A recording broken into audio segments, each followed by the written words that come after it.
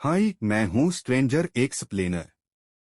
आज हम ओशो की पुस्तक संभोग से समाधि की ओर के एक और दिलचस्प और महत्वपूर्ण विषय युवक कौन है पर चर्चा करेंगे। अगर आपने हमारी पिछली वीडियो नहीं देखी है तो उसे जरूर देखें ताकि इस गहरी बातचीत को बेहतर तरीके से समझ सकें। युवक कौन है? युवक वह है जो भीतर से जीवंत है, ऊर्जावान है और हमेशा जीवन के नए आयामों को खोजने के लिए तैयार है। यह शारीरिक उम्र से परे एक मानसिक और आध्यात्मिक अवस्था है। युवक वह है जो परंपराओं से बंधा नहीं होता, बल्कि जीवन को खुले मन और आत्मा से देखता है। युवक की विशेषताएं: एक, खोज की प्रवृत्ति। युवक हमेशा नया सीखने और अनुभव करने के लिए तैयार रहता है। वह जीवन को एक रोमांचक यात्रा मानता है। दो, प्रश्न पूछने का साहस। युवक सवाल करता है समाज, धर्म और जीवन के नियमों पर। वह क्यों और कैसे पूछने से नहीं डरता। तीन, जोश और उत्साह। युवक की ऊर्जा उसे हर चुनौती का सामना करने की ताकत देती है। वह हर स्थिति में संभावनाएं देखता है। ओशो का नजरिया। ओशो के अनुसार युवक वही है जो मन और शरीर से स्वतंत्र और आत्मा से जुड़ा हुआ है। युवक का मतलब है एक ऐसी चेतना जो हमेशा ताजा और नई हो। यह अवस्था उम्र से नहीं, बल्कि आपके सोचने और जीवन जीने के तरीके से तय होती है। ओशो कहते हैं, युवक होना सिर्फ उम्र का सवाल नहीं, बल्कि जीने की कला है। 11वां प्रवचन, संभोग से समाधि की ओर। युवक कौन? मेरे प्रिय आत्मन, युवकों के लिए कुछ भी बोलने के पहले यह ठीक से समझ लेना जरूरी है कि युवक का अर्थ क्या है। युवक का कोई भी संबंध शरीर की अवस्था से नहीं है। उम्र से युवा होने का कोई भी संबंध नहीं है। बूढ़े भी युवा हो सकते हैं और युवा भी बूढ़े हो सकते हैं। ऐसा कभी कभी होता है कि बूढ़े युवा हों, ऐसा अक्सर होता है कि युवा बूढ़े होते हैं। और इस देश में तो युवक पैदा भी होते हैं, यह भी संदिग्ध बात है। युवा होने का अर्थ है चित्त की एक दशा, चित्त की एक जीवंत दशा, एक लिविंग स्टेट ऑफ माइंड। बूढ़े होने का अर्थ है चित्त की मरी हुई दशा। इस देश में युवक पैदा ही शायद नहीं होते हैं। जब ऐसा मैं कहता हूँ तो मेरा अर्थ यही है कि हमारा चित्त जीवंत नहीं है। वह जो जीवन का उत्साह, वह जो जीवन का आनंद और जीवन का संगीत हमारी हृदय की वीणा पर होना चाहिए, वह नहीं है। आंखों में, प्राणों में, रोए रोए में वह जो जीवन को जीने की उद्दाम लालसा होनी चाहिए, वह हम में नहीं है। जीवन को जिएं, इसके पहले ही हम जीवन से उदास हो जाते हैं। जीवन को जानें, इसके पहले ही हम जीवन को जानने की जिज्ञासा की हत्या कर देते हैं। मैंने सुना है, स्वर्ग के एक रेस्तरां में एक दिन सुबह एक छोटी सी घटना घट गई। उस रेस्तरां में 3 अद्भुत लोग एक टेबल के आसपास बैठे हुए थे, गौतम बुद्ध, कन्फ्यूशियस और लाओ त्से। वे तीनों स्वर्ग के रेस्तरां में बैठकर गपशप करते थे। फिर एक अप्सरा जीवन का रस लेकर आई और उस अप्सरा ने कहा, जीवन का रस पिएंगे। बुद्ध ने सुनते ही आंख बंद कर ली और कहा, जीवन व्यर्थ है, असार है, कोई सार नहीं। कन्फ्यूशियस ने आधी आंखें बंद रखीं और आधी खुली वह गोल्डन मीन को मानता था हमेशा। मध्यक मार्ग उसने थोड़ी सी खुली आंखों से देखा और कहा, एक घूंट लेकर चखूंगा। अगर आगे भी पीने योग्य लगा तो विचार करूंगा। उसने थोड़ा सा जीवनरस लेकर चखा और कहा, न पीने योग्य है, न छोड़ देने योग्य है, कोई सार भी नहीं, कोई असार भी नहीं। उसने मध्य की बात कही।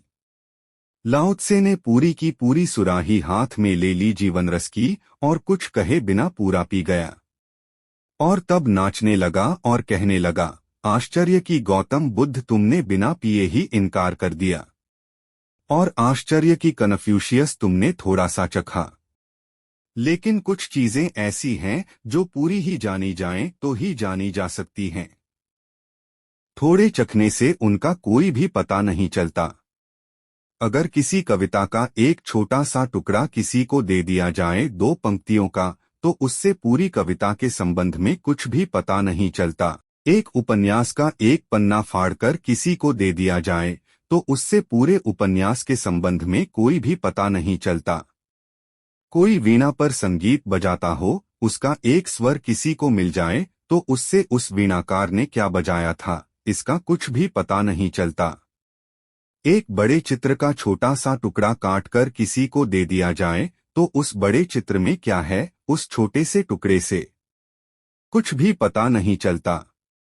कुछ चीजें हैं जिनके स्वाद से कुछ पता नहीं चलता, जिन्हें तो उनकी समग्रता में, उनकी होलनेस में, उनकी टोटैलिटी में, उनकी समग्रता में ही जीना पड़ता है, तभी पता चलता है। लाओ त्से कहने लगा, नाच उठा हूं मैं। अद्भुत था जीवन का रस। और अगर जीवन का रस भी अद्भुत नहीं है तो फिर और अद्भुत क्या होगा। जिनके लिए जीवन का रस भी व्यर्थ है, उनके लिए फिर सार्थकता कहाँ मिलेगी। फिर वे खोजें और खोजें। वे जितना खोजेंगे उतना ही खोते चले जाएंगे, क्योंकि जीवन ही है एक सारभूत, जीवन ही है एक रस, जीवन ही है एक सत्य। उसमें ही छिपा है सारा सौंदर्य, सारा आनंद, सारा संगीत। लेकिन भारत में युवक उस जीवन के उद्दाम वेग से आपूरित नहीं मालूम होते, और न ऐसा लगता है कि उनके जीवन में, उनके प्राणों में उन शिखरों को छूने की कोई आकांक्षा है जो जीवन के शिखर हैं। न ऐसा लगता है कि उन अज्ञात सागरों को खोजने के लिए प्राणों में कोई उद्दाम पीड़ा है, उन सागरों को जो जीवन के सागर हैं। न जीवन के अंधेरे को, न जीवन के प्रकाश को, न जीवन की गहराई को, न जीवन की ऊंचाई को, न जीवन की हार को, न जीवन की जीत को, कुछ भी जानने का जो उद्दाम वेग, जो गति, जो ऊर्जा होनी चाहिए, वह युवक के पास नहीं है। इसलिए युवक भारत में है ऐसा कहना केवल औपचारिकता है, फॉर्मेलिटी है। भारत में युवक नहीं है। भारत हजारों साल से बूढ़ा देश है। उसमें बूढ़े ही पैदा होते हैं, बूढ़े ही जीते हैं और बूढ़े ही मरते हैं। न बच्चे पैदा होते हैं, न जवान पैदा होते हैं। हम इतने बूढ़े हो गए हैं कि अब हमारी जड़ें जीवन के रस को नहीं खींचती, और न हमारी शाखाएं जीवन के आकाश में फैलती हैं, और न हमारी शाखाओं में जीवन के पक्षी बसेरा करते हैं, और न हमारी शाखाओं पर जीवन का सूरज उगता है, और न जीवन का चांद चांदनी बरसाता है। सिर्फ धूल जमती जाती है, जड़ें सूखती जाती हैं, पत्ते कुम्हलाते जाते हैं, फूल पैदा नहीं होते, फल आते नहीं हैं। बस है, वृक्ष है। न उसमें पत्ते हैं, न फूल हैं, सूखी शाखाएं खड़ी रह गई हैं। ऐसा अभागा हो गया है देश। जब युवकों के संबंध में कुछ बोलना हो तो पहली तो बात यही जान लेनी जरूरी है। युवक युवक कोई शारीरिक अवस्था है, तब तो हमारे पास भी युवक हैं। युवक अगर कोई मानसिक दशा है, स्टेट ऑफ माइंड है, तो युवक हमारे पास नहीं है। अगर युवक हमारे पास होते तो देश में इतनी गंदगी, इतनी सड़ांध, इतना सड़ा हुआ समाज जीवित रह सकता था कभी कि उन्होंने आग लगा दी होती। अगर युवक हमारे पास होते, 1000 साल तक हम गुलाम रहते। कभी का गुलामी को उन्होंने उखाड़ फेंका होता। अगर युवक हमारे पास होते तो हम हजारों हजारों साल तक दरिद्रता और दीनता और दुख में बिताते। हमने कभी की दरिद्रता मिटा दी होती या खुद मिट गए होते। लेकिन नहीं, युवक शायद नहीं हैं। युवक हमारे पास होते तो इतना पाखंड, इतना अंधविश्वास, इतना सुपरस्टिशन चलता इस देश में। युवक बर्दाश्त करते। 1-1 करोड़ रुपया यज्ञों में जलाने देते युवक अगर मुल्क के पास होते।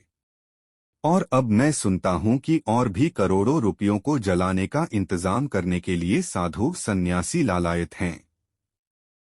और युवक ही जाकर चंदा इकट्ठा करेंगे और वॉलंटियर बनकर उस यज्ञ को करवाएंगे जहां देश की संपत्ति जलेगी निपट गंवारी में।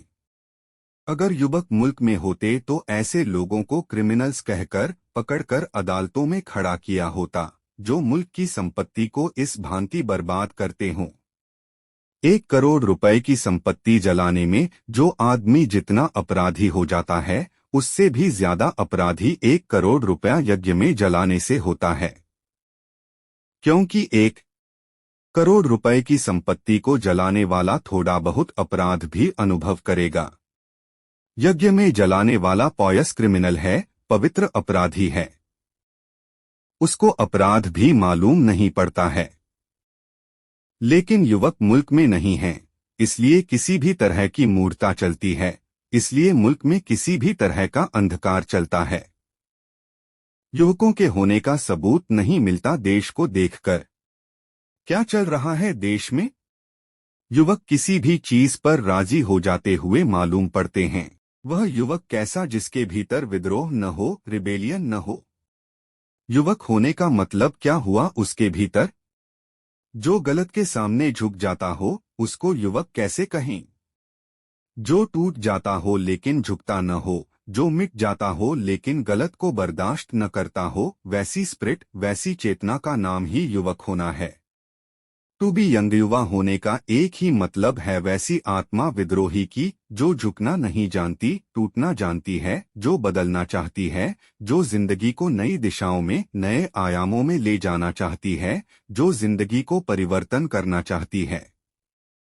क्रांति की यह उद्दाम आकांक्षा ही युवा होने का लक्षण है। कहाँ है क्रांति की उद्दाम आकांक्षा? एक विचारक भारत आया था, काउंट कैसरलेन। लौटकर उसने एक किताब लिखी है। उस किताब को मैं पढ़ता था तो मुझे बहुत हैरानी होने लगी।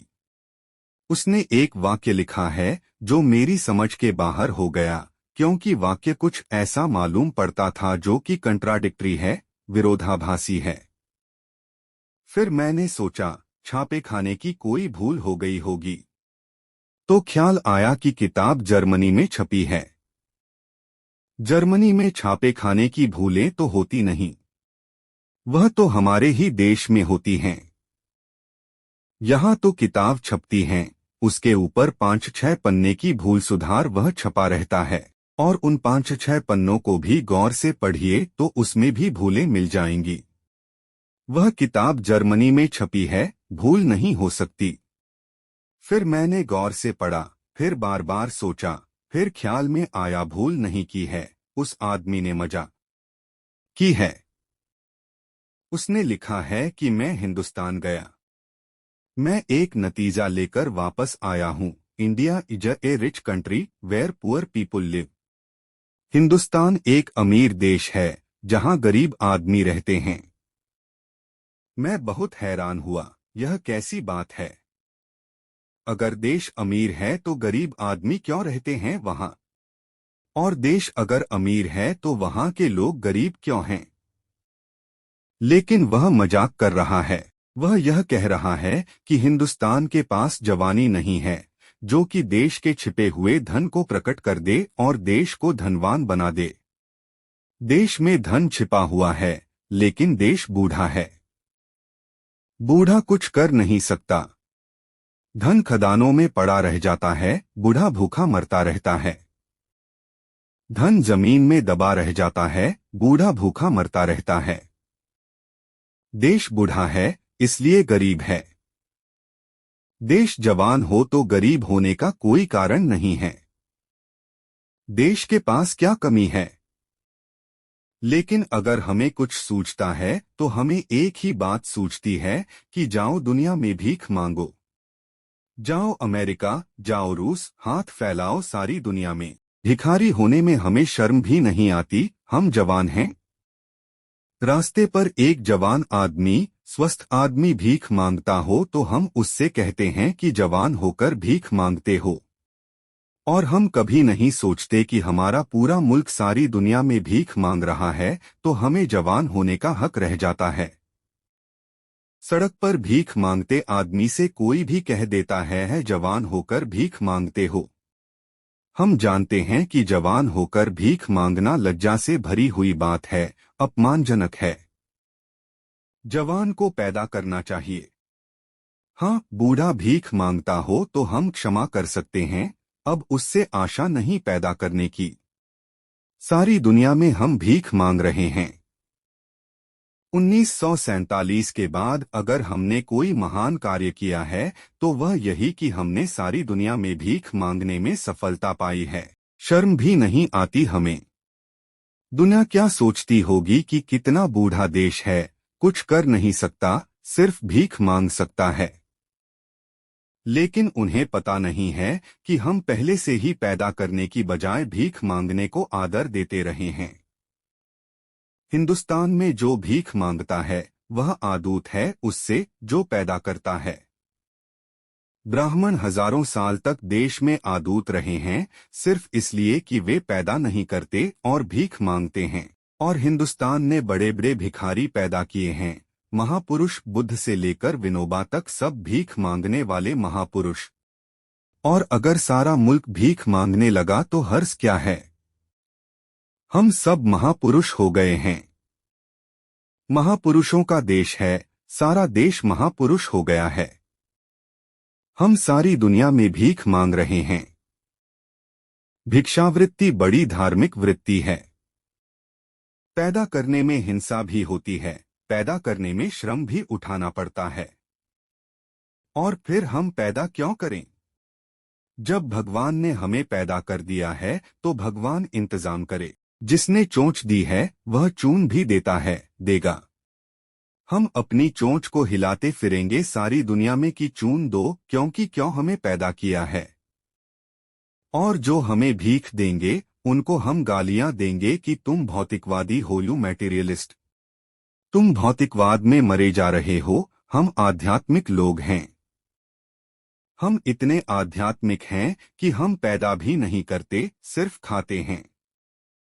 खाना आध्यात्मिक काम है, पैदा करना भौतिक काम है। भोगना आध्यात्मिक काम है। श्रम करना, श्रम आध्यात्मिक लोग कभी नहीं करते। महात्मा कभी श्रम करते हैं? महात्मा कभी थम नहीं करते, हीन आत्माएं श्रम करती हैं। महात्मा भोग करते हैं। पूरा देश महात्मा हो गया है। 1962 में चीन में अकाल की हालत थी। ब्रिटेन के कुछ भले मानुसों ने एक बड़े जहाज पर बहुत सा सामान, बहुत सा भोजन, कपड़े, दवाइयां भरकर वहां भेजे। हम अगर होते तो चंदन तिलक लगाकर, फूलमालाएं पहनाकर उस जहाज की पूजा करते। लेकिन चीन ने उसको वापस भेज दिया और जहाज पर बड़े बड़े अक्षरों में लिख दिया है, हम मर जाना पसंद करेंगे लेकिन भीख स्वीकार नहीं कर सकते। शक होता है कि यहाँ कुछ जवान लोग होंगे। जवान ही यह हिम्मत कर सकता है कि भूखे मरते देश में आया हो भोजन बाहर से और लिख दे जहाज पर कि हम भूखों मर सकते हैं लेकिन भीख नहीं मांग सकते। भूखा मरना इतना बुरा नहीं है, भीख मांगना बहुत बुरा है। लेकिन जवानी हो तो बुरा लगे, भीतर जवान खून हो तो चोट लगे, अपमान हो। हमारा अपमान ही नहीं होता। हम तो शांति से अपमान को झेलते चले जाते हैं।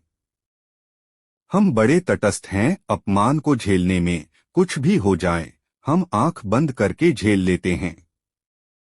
यही तो संतोष का, शांति का लक्षण है कि जो भी हो उसको झेलते रहो। बैठे रहो चुपचाप और झेलते रहो। हजारों साल से देश झेल झेल कर मर गया है। तो कैसे हम स्वीकार कर लें कि देश के पास जबान आदमी हैं, युवक हैं? युवक देश के पास नहीं हैं। और इसलिए पहला काम तथाकथित युवकों के लिए जो उम्र से युवक दिखाई पड़ते हैं वह यह है कि वे मानसिक यौवन को पैदा करने की देश में चेष्टा करें। वे शरीर के यौवन को मानकर तृप्त न हो जाएं। आत्मिक यौवन, वह स्पिरिचुअल यंगनेस पैदा करने का एक आंदोलन सारे देश में चलना चाहिए। हम इससे राजी नहीं होंगे कि एक आदमी शक्ल सूरत से जवान दिखाई पड़ता है तो हम उसे जवान मान लें। हम इसकी फिक्र करेंगे कि हिंदुस्तान के पास जवान आत्मा हो। स्वामी राम भारत के बाहर यात्रा को पहली दफा गए थे। जिस जहाज पर वे यात्रा कर रहे थे उस पर एक बूढ़ा जर्मन था जिसकी उम्र कोई 90 वर्ष होगी। उसके सारे बाल सफेद हो चुके थे।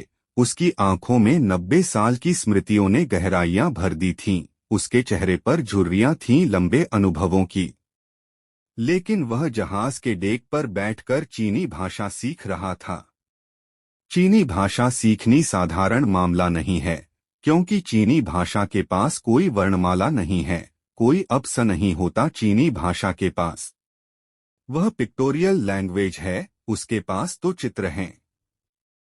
साधारण आदमी को साधारण ज्ञान के लिए भी कम से कम 5000 चित्रों का ज्ञान चाहिए, और विशेष ज्ञान के लिए तो 1,00,000 चित्रों का ज्ञान हो, तब कोई आदमी चीनी भाषा का पंडित हो सकता है। 10 वर्ष 15 वर्ष का थम मांगती है वह भाषा। 90 साल का बूढ़ा सुबह से बैठकर सांझ तक चीनी भाषा सीख रहा है। रामतीर्थ बेचैन हो गए। यह आदमी पागल है। 90 साल की उम्र में चीनी भाषा सीखने बैठे हो, कब सीख पाओगे? आशा नहीं है कि मरने के पहले सीख जाओ।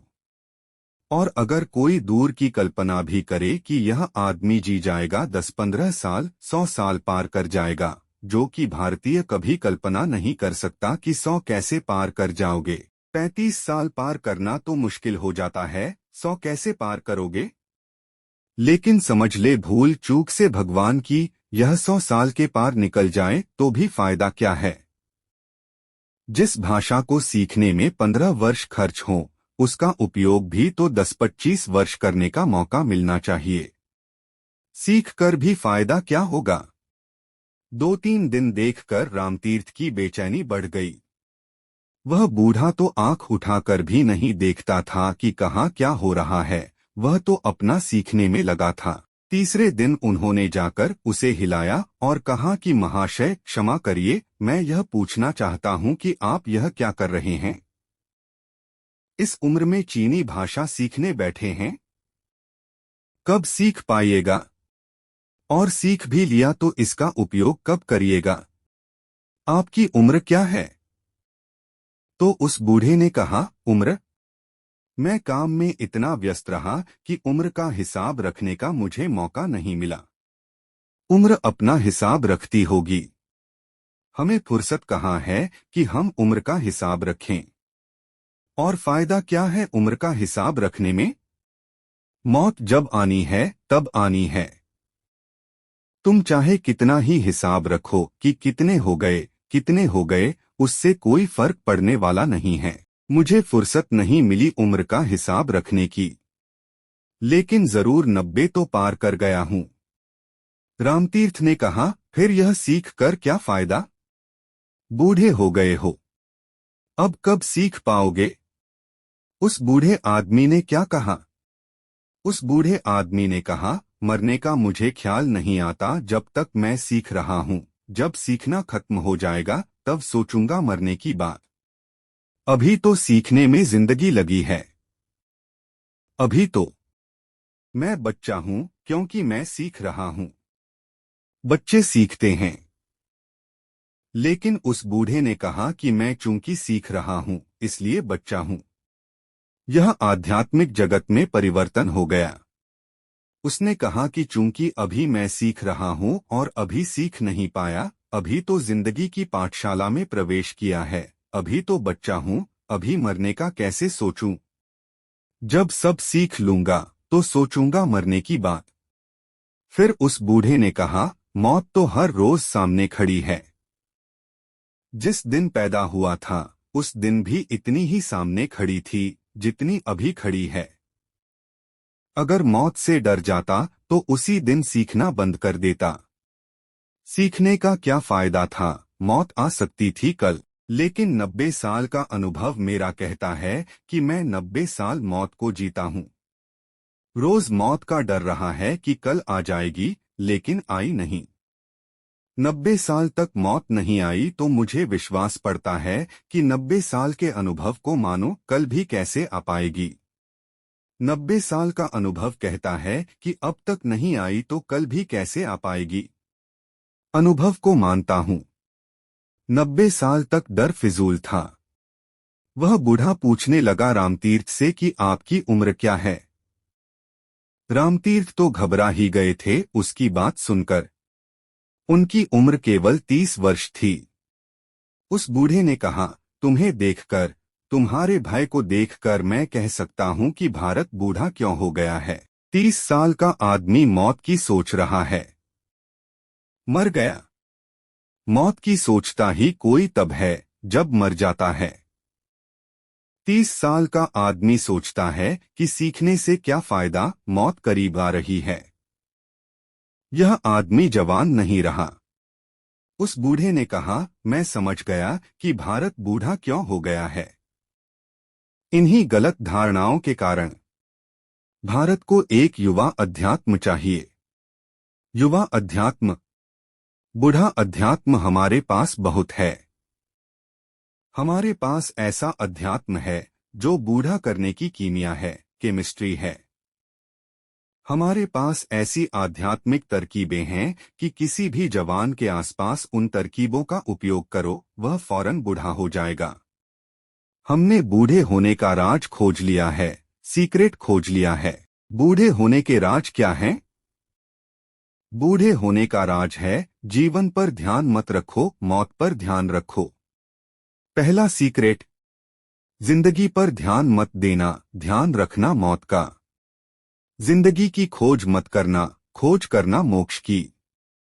इस पृथ्वी की फिक्र मत करना, फिक्र करना परलोक की, स्वर्ग की। यह बूढ़े होने का पहला सीक्रेट है। जिन जिन को बूढ़ा होना हो, इसको नोट कर लें। कभी जिंदगी की तरफ मत देखना।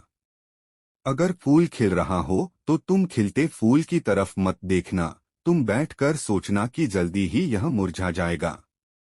यह तरकीब है। अगर एक गुलाब के पौधे के पास खड़े हो तो फूलों की गिनती मत करना, कांटों की गिनती कर लेना कि सब आसार है, कांटे ही कांटे पैदा होते हैं। एक फूल खिलता है मुश्किल से 1000 कांटों में। 1000 कांटों की गिनती कर लेना, उससे जिंदगी आसार सिद्ध करने में बड़ी आसानी मिलेगी। अगर दिन और रात को देखो तो ऐसा कभी मत देखना कि 2 दिनों के बीच में एक रात है, हमेशा ऐसा देखना कि 2 रातों के बीच में एक छोटा सा दिन है। बूढ़े होने की तरकीब कह रहा हूं। जिंदगी में जहां जहां अंधेरा हो उसको मैग्नीफाई करना। बड़ा दिखाने वाला कांच अपने पास रखना, जहां अंधेरा दिखाई पड़े फौरन मैग्नीफाई ग्लास लगा देना, बड़ा भारी अंधेरा देखना। और जहां रोशनी दिखाई पड़े वहां छोटा कर देने वाला ग्लास अपने पास रखना, जो जल्दी से रोशनी को छोटा कर दे। जहां फूल दिखाई पड़े गिनती मत करना, फौरन सोच लेना कि फूल क्या रखा है फूल में। क्षणभंगुर है, अभी खिला है, अभी मुरझा जाएगा। कांटा, कांटा स्थायी है, शाश्वत है, सनातन है, न कभी खिलता है न कभी मुरझाता है, हमेशा है। इन बातों पर ध्यान देने से आदमी बड़ी जल्दी बूढ़ा हो जाता है। मैंने सुना है कि न्यूयॉर्क की 100वीं मंजिल से एक आदमी गिर रहा था। 100वीं मंजिल से वह आदमी गिर रहा था। जब वह 50वीं मंजिल के पास से गुजर रहा था खिड़की के, तो एक आदमी ने झांककर उससे चिल्लाकर पूछा कि दोस्त क्या हाल है। उसने कहा, अभी तक तो सब ठीक है। यह आदमी गड़बड़ आदमी है। यह आदमी जवान होने का ढंग जानता है, लेकिन यह ठीक नहीं है। उस आदमी ने कहा, अभी तक सब ठीक है, अभी जमीन तक पहुंचे नहीं हैं, जब पहुंचेंगे तब देखेंगे। अभी 50वीं खिड़की तक सब ठीक चल रहा है, ओके।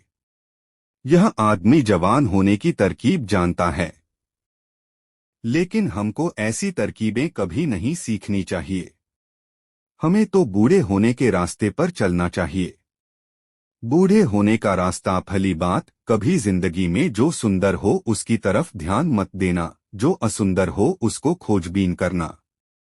अगर किसी गांव में आप जाएं और कोई आदमी आकर कहे कि फला आदमी बहुत बड़ा संगीतज्ञ है, इतनी अद्भुत बांसुरी बजाता है, तो फौरन उससे कहना कि वह बांसुरी क्या खाक बजाएगा। वह आदमी चोर है, बेईमान है, बांसुरी कैसे बजा सकता है? आप धोखे में पड़ गए होंगे। वह आदमी पक्का चोर, बेईमान है, वह बांसुरी नहीं बजा सकता। यह बूढ़े होने की तरकीब है।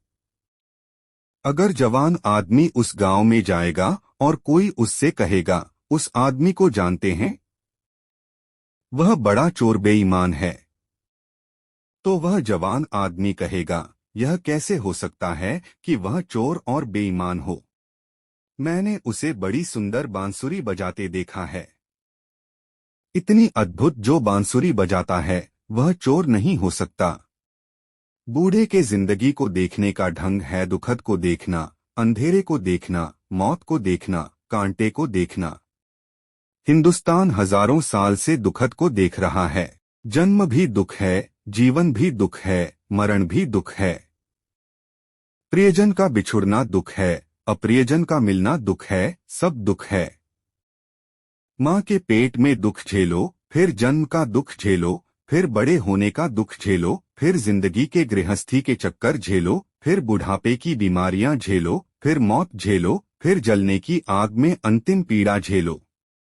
ऐसा जीवन एक दुख की लंबी कथा है। बूढ़ा होना है तो इसका स्मरण करना चाहिए। बूढ़ा होना है तो बगीचों में कभी नहीं जाना चाहिए। हमेशा मरघट पर बैठकर ध्यान करना चाहिए, जहां आदमी जलाए जाते हों।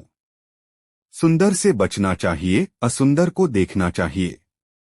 विकृत को देखना चाहिए, स्वस्थ को छोड़ना चाहिए। सुख मिले तो कहना चाहिए क्षणभंगुर है, अभी खत्म हो जाएगा।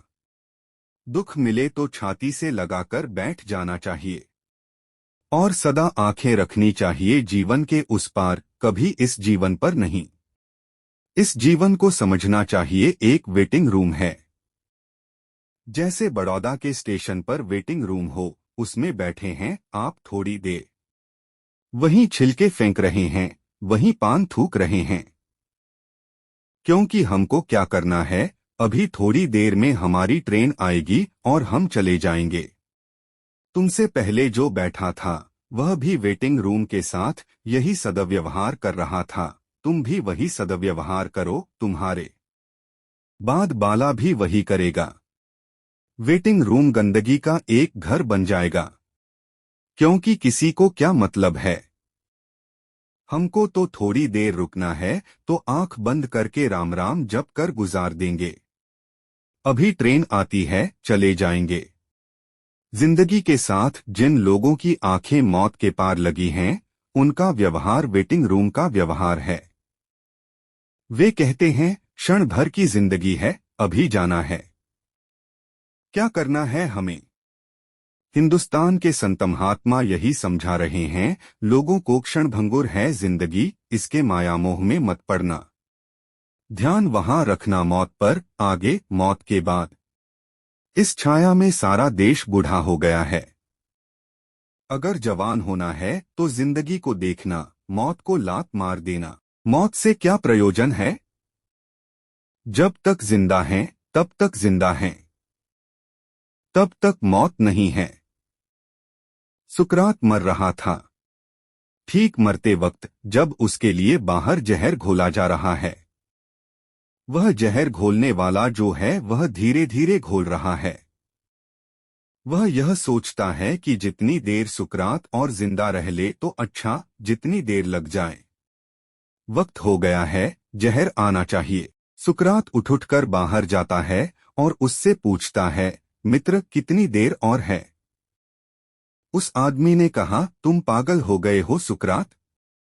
मैं देर लगा रहा हूं इसलिए कि थोड़ी देर तुम और जिंदा रह लो, थोड़ी देर सांस तुम्हारे भीतर और जाए, थोड़ी देर सूरज की रोशनी और देख लो, थोड़ी देर खिलते फूलों को, आकाश को, मित्रों की आंखों में झांक लो, बस थोड़ी देर और। नदी भी समुद्र में गिरने के पहले पीछे लौटकर देख लेती है। तुम थोड़ी देर लौटकर देख लो। मैं थोड़ी देर लगाता हूं। तुम जल्दी क्यों कर रहे हो? तुम इतने दीवाने क्यों हुए जा रहे हो? सुकरात ने कहा कि मैं जल्दी क्यों कर रहा हूं? मेरे प्राण तड़पे जा रहे हैं मौत को जानने को। नई चीज को जानने की मेरी हमेशा से इच्छा रही है। मौत बड़ी नई चीज है, सोचता हूँ देखो क्या है। यह आदमी जवान है, यह आदमी बूढ़ा नहीं है। यह मौत को भी देखने के लिए इसकी आतुरताने को। मित्र कहने लगे कि थोड़ी देर और जी लो। सुकरात ने कहा, जब तक मैं जिंदा हूँ मैं यह देखना चाहता हूँ कि जहर पीने पर मरता हूँ कि जिंदा ही रहता हूँ। लोगों ने कहा, अगर मर गए? तो उसने कहा, जब मर ही गए तो फिक्र ही खत्म हो गई, क्योंकि हम हैं ही नहीं, चिंता का कोई कारण न रहा। और जब तक जिंदा हैं तब तक जिंदा हैं। जब मर गए तो मर ही गए, चिंता की कोई बात नहीं है, खत्म हो गई बात। लेकिन जब तक मैं जिंदा हूँ, तब तक मैं मरा हुआ नहीं हूँ। और तब मैं पहले से क्यों मर जाऊं? मित्र सब मरे हुए बैठे हैं, पास रो रहे हैं, जहर की घबराहट पकड़ रही है। वह सुकरात प्रसन्न है। वह कहता है, जब तक मैं जिंदा हूँ तब तक मैं जिंदा हूँ, तब तक जिंदगी को जानूं। और मैं सोचता हूँ कि शायद मौत भी जिंदगी में एक घटना होगी तो उसको भी जानूं। सुकरात को बूढ़ा नहीं किया जा सकता। मौत सामने खड़ी हो जाए तो भी वह बूढ़ा नहीं होता। और हम, जिंदगी सामने खड़ी रहती है और बूढ़े हो जाते हैं। यह रुख भारत में युवा मस्तिष्क को पैदा नहीं होने देता है। जीवन का दुखद, जीवन का विषादपूर्ण चित्र फाड़कर फेंक दो, आग लगा दो उसमें। और जो भी जिंदगी के दुख और जिंदगी के विषाद को बढ़ा चढ़ा कर बतलाते हैं, जिंदगी के दुश्मन हैं। देश में युवा को पैदा होने देने में दुश्मन हैं। वे युवक को पैदा होने के पहले बूढ़ा बना देते हैं। अभी मैं कुछ दिन पहले भावनगर था। एक छोटी सी लड़की ने 13-14 साल की उम्र उसने मुझे आकर कहा कि मुझे आवागमन से छुटकारे का रास्ता बताइए। 13-14 साल की लड़की कहती है कि मैं आवागमन से कैसे छूटूं? फिर इस मुल्क में कैसे जवानी पैदा होगी? 13-14 साल की लड़की बूढ़ी हो गई। वह कहती है कि मैं मुक्त कैसे हूँ? जीवन से छूटने का विचार करने लगी है। अभी जीवन के द्वार पर उसने थपकी भी नहीं दी।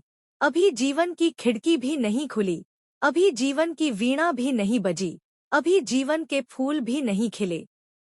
वह द्वार के बाहर ही पूछने लगी, छुटकारा, मुक्ति, मोक्ष कैसे मिलेगा? जहर डाल दिया होगा किसी ने उसके दिमाग में। माँ बाप ने, गुरुओं ने, शिक्षकों ने उसको पाए जनस किया। उसकी जवानी पैदा नहीं होगी अब वह बूढ़ी ही जिएगी। उसका विवाह भी होगा तो वह एक बूढ़ी औरत का विवाह है, एक जवान लड़की का नहीं। उसके घर के द्वार पर शहनाइयां बजेंगी तो एक बूढ़ी औरत सुनेगी उन शहनाइयों को, एक जवान लड़की नहीं। उन शहनाइयों से भी मौत की आवाज सुनाई पड़ेगी, जीवन का संगीत नहीं। वह बूढ़ी हो गई। पहली बात, अगर बूढ़े होना है तो मौत पर ध्यान रखना, जीवन पर नहीं। और अगर जवान होना है तो मौत को लात मार देना। वह जब आएगी तब मुकाबला कर लेंगे उससे। जब तक जीते हैं तब तक पूरी तरह से जिएंगे, उसकी टोटैलिटी में जीवन के रस को खोजेंगे, जीवन के आनंद को खोजेंगे। रवींद्रनाथ मर रहे थे।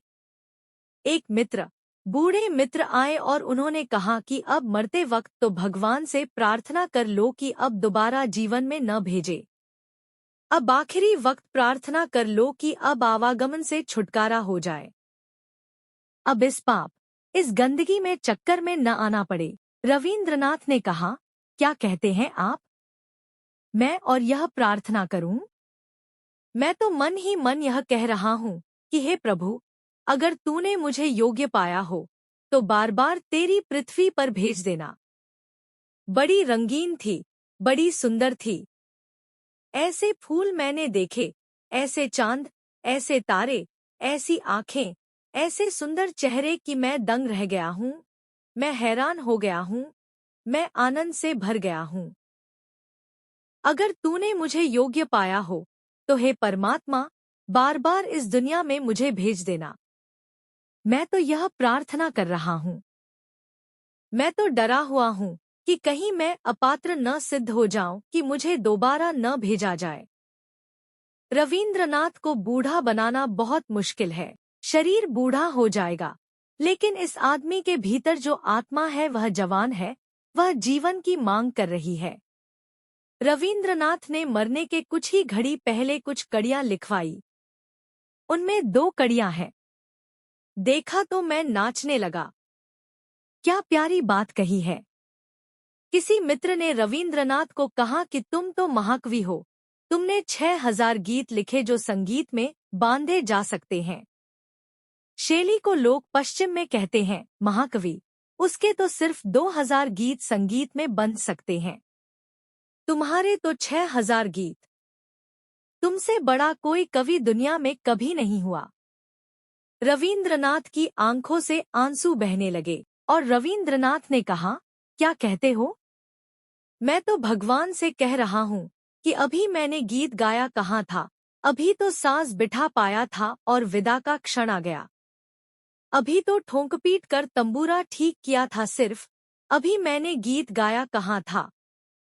अभी तो तंबूरे की तैयारी की थी। अब ठोंक पीट कर तैयार हो गया था, सांस बैठ गया था, अब मैं गाने की चेष्टा करता, और यह तो विदा का क्षण आ गया। और मेरे तंबूरे के ठोंकने पीटने को लोगों ने समझ लिया कि यह महाकवि हो गया है। भगवान से कह रहा हूँ कि संगीत का सांस तैयार हो गया और मुझे विदा कर रहे हो। अब तो मौका आया था कि मैं गीत गाऊं। मरता हुआ रविंद्रनाथ कहता है कि अभी तो मौका आया था कि मैं गीत गाऊं। वह यह कह रहा है कि अभी तो मौका आया था कि मैं जवान हुआ था। वह यह कह रहा है कि अब तो मौका आया था कि वीणा तैयार हो गई थी और मुझे विदा कर रहे हो। बूढ़ा आदमी यह कह सकता है? तो फिर वह आदमी बूढ़ा नहीं है। अगर जवान होना है तो जिंदगी को उसको सामने से पकड़ लेना पड़ेगा। एक एक क्षण जिंदगी भागी चली जा रही है, उसे मुट्ठी में पकड़ लेना पड़ेगा, उसे जीने की पूरी चेष्टा करनी पड़ेगी। और जी केवल वे ही सकते हैं जो उसमें रस का दर्शन करते हैं। और वहाँ दोनों चीजें हैं, जिंदगी के रास्ते पर कांटे भी हैं और फूल भी। जिन्हें बूढ़ा होना हो वे कांटों की गिनती कर लें, जिन्हें जवान होना हो वे फूलों को गिन ले। और मैं कहता हूँ कि करोड़ करोड़ कांटे भी फूल की एक पंखुड़ी के मुकाबले क्या है। एक गुलाब के फूल की छोटी सी पंखुड़ी इतना बड़ा मिरेकल है, इतना बड़ा चमत्कार है कि करोड़ों कांटे भी इकट्ठे कर लो, उससे क्या सिद्ध होता है? उससे कुछ भी सिद्ध नहीं होता।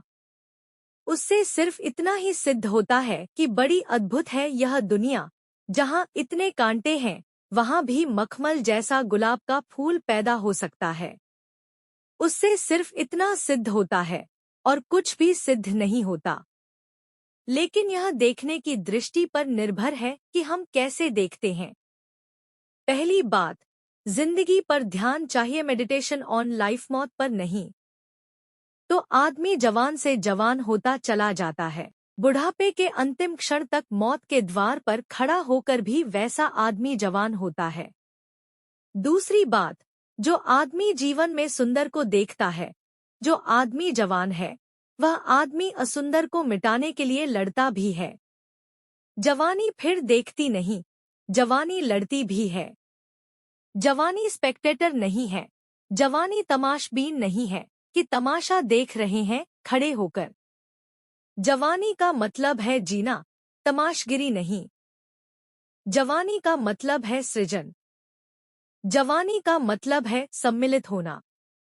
तो पार्टिसिपेशन दूसरा सूत्र है। खड़े होकर रास्ते के किनारे अगर देखते हो जवानी की यात्रा को, जीवन की यात्रा को, तो तुम तमाशबीन हो, तुम जवान नहीं हो। पैसिव ऑनलुकर, एक निष्क्रिय देखने वाले। निष्क्रिय देखने वाला आदमी जवान नहीं हो सकता। जवान सम्मिलित होता है जीवन में। और जिस आदमी को सौंदर्य से प्रेम है, जिस आदमी को जीवन के रस और आनंद से प्रेम है, जिस आदमी को जीवन का आह्लाद है, वह जीवन को आह्लादित बनाने के लिए श्रम करता है, सुंदर बनाने के लिए श्रम करता है। वह जीवन की कुरूपता से लड़ता है, वह जीवन को कुरूप करने वालों के खिलाफ विद्रोह करता है। कितनी अगलीनेस है, कितनी कुरूपता है समाज में और जिंदगी में। अगर तुम्हें प्रेम है सौंदर्य से, तो एक युवक एक सुंदर लड़की की तस्वीर लेकर बैठ जाए और पूजा करने लगे।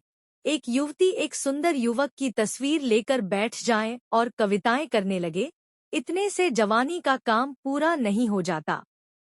सौंदर्य के प्रेम का मतलब है सौंदर्य को पैदा करो, क्रिएट करो, जिंदगी को सुंदर बनाओ। आनंद की उपलब्धि और आनंद की आकांक्षा का अर्थ है आनंद को विखराओ। फूलों को चाहते हो तो फूलों को पैदा करने की चेष्टा में संलग्न हो जाओ। जैसा तुम चाहते हो जिंदगी को, वैसा जिंदगी को बनाओ। जवानी मांग करती है कि तुम कुछ करो, खड़े होकर देखते मत रहो। हिंदुस्तान की जवानी तमाशबीन है। हम देखते रहते हैं खड़े होकर जीवन का, जैसे कोई जुलूस जा रहा है। पैसिव, रुके हैं, देख रहे हैं। कुछ भी हो रहा है। सारे मुल्क में कुछ भी हो रहा है। शोषण हो रहा है, जवान खड़ा हुआ देख रहा है। अन्याय हो रहा है, जवान खड़ा हुआ देख रहा है। बेवकूफियां हो रही हैं, जवान खड़ा देख रहा है। बुद्धिहीन लोग देश को नेतृत्व दे रहे हैं, जवान खड़ा हुआ देख रहा है। जड़ता धर्मगुरु बनकर बैठी है, जवान खड़ा हुआ देख रहा है। सारे मुल्क के हितों को नष्ट किया जा रहा है और जवान खड़ा हुआ देख रहा है। यह कैसी जवानी है?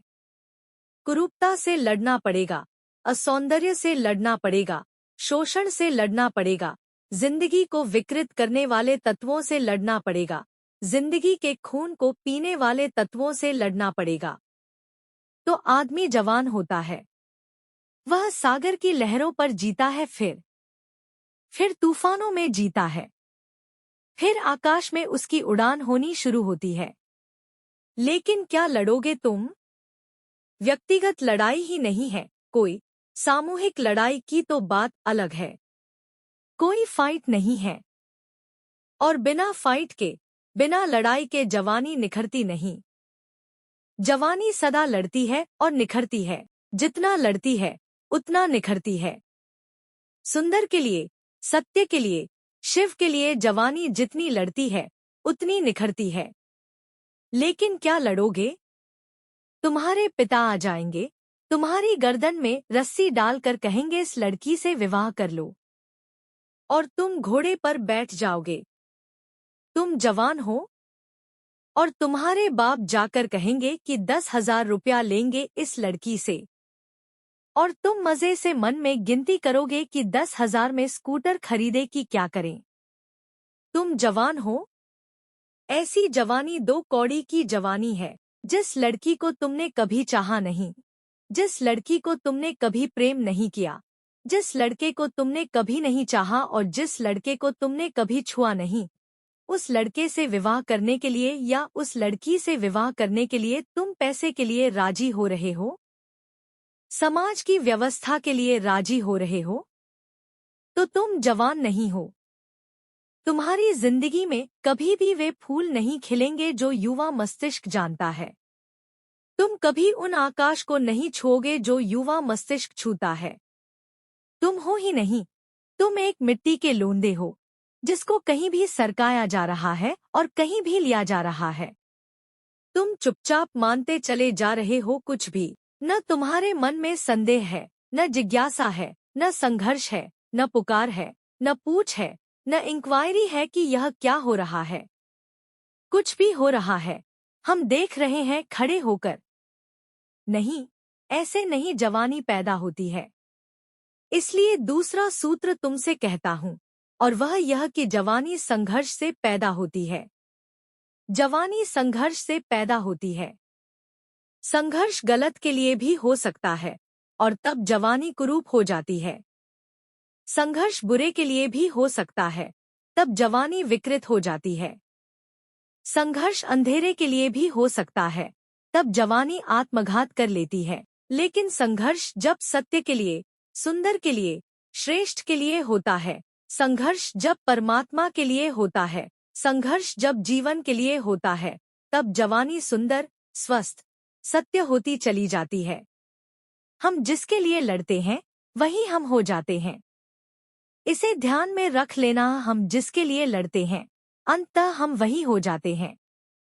लड़ो सुंदर के लिए और तुम सुंदर हो जाओगे। लड़ो सत्य के लिए और तुम सत्य हो जाओगे। लड़ो श्रेष्ठ के लिए और तुम श्रेष्ठ हो जाओगे। और मत लड़ो, तुम खड़े खड़े सड़ोगे और मर जाओगे और कुछ भी नहीं होगे। जिंदगी संघर्ष है और जिंदगी संघर्ष से ही पैदा होती है। फिर जैसा हम संघर्ष करते हैं हम वैसे ही हो जाते हैं। हिंदुस्तान में कोई लड़ाई नहीं है, कोई फाइट नहीं है। हिंदुस्तान के मन में कोई भी लड़ाई नहीं है। सब कुछ हो रहा है, अजीब हो रहा है।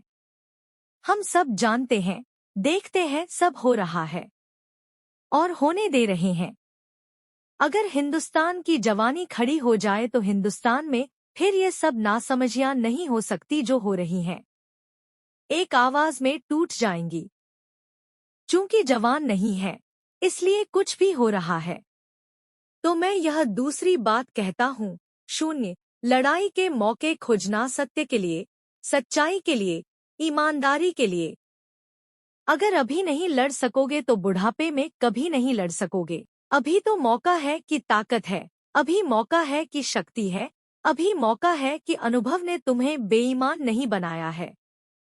अभी तुम निर्दोष हो, अभी तुम लड़ सकते हो, अभी तुम्हारे भीतर आवाज उठ सकती है कि यह गलत है।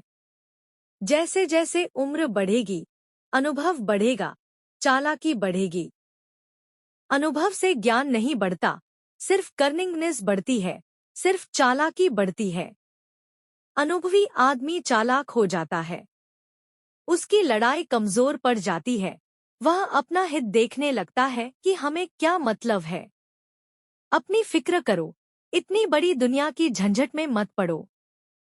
जवान आदमी जूझ सकता है, अभी उसे कुछ पता नहीं, अभी उसे अनुभव नहीं है चालाकियों का। इसके पहले कि चालाकियों में तुम दीक्षित हो जाओ और तुम्हारे उपकुलपति और तुम्हारे शिक्षक और तुम्हारे माँ बाप दीक्षांत समारोह में तुम्हें चालाकियों का सर्टिफिकेट दे दे, उसके पहले लड़ना। शायद लड़ाई तुम्हारी जारी रहे तो तुम चालाकियों में नहीं, जीवन के अनुभवों में दीक्षित हो जाओ। और शायद लड़ाई तुम्हारी जारी रहे तो वह जो छिपी है भीतर आत्मा, वह निखर आए, वह प्रकट हो जाए, उसके दर्शन तुम्हें हो जाएं। और जिस दिन कोई आदमी अपने भीतर छिपे हुए जीवन का पूरा अनुभव करता है, उसी दिन पूरे अर्थों में जीवित होता है। और मैं कहता हूँ, जो आदमी एक दफे एक क्षण को भी पूरे अर्थों में जीवन का रस जान लेता है, उसकी फिर कोई मृत्यु कभी नहीं होती। वह अमृत से संबंधित हो जाता है। युवा होना अमृत से संबंधित होने का मार्ग है। युवा होना आत्मा की खोज है। युवा होना परमात्मा के मंदिर पर प्रार्थना है। ये थोड़ी सी बातें मैंने कहीं। मेरी बातों को इतने प्रेम से सुना, उससे बहुत अनुग्रहित हूँ। और अंत में तुम सबके भीतर बैठे परमात्मा के लिए प्रणाम करता हूँ। मेरे प्रणाम स्वीकार करें। तो दोस्तों, युवक वह है जो अपने भीतर से जागरूक, ऊर्जावान और स्वतंत्र है। अगर आप भी जीवन में ऐसी ऊर्जा और जागरूकता को पाना चाहते हैं तो ओशो की शिक्षाओं से बहुत कुछ सीख सकते हैं। अगर आपको यह वीडियो पसंद आई हो तो इसे लाइक करें, शेयर करें और चैनल स्ट्रेंजर एक्सप्लेनर को सब्सक्राइब करना न भूलें। मैं हूं स्ट्रेंजर एक्सप्लेनर और जीवन के ऐसे ही गहरे विचार आपके साथ साझा करता रहूंगा।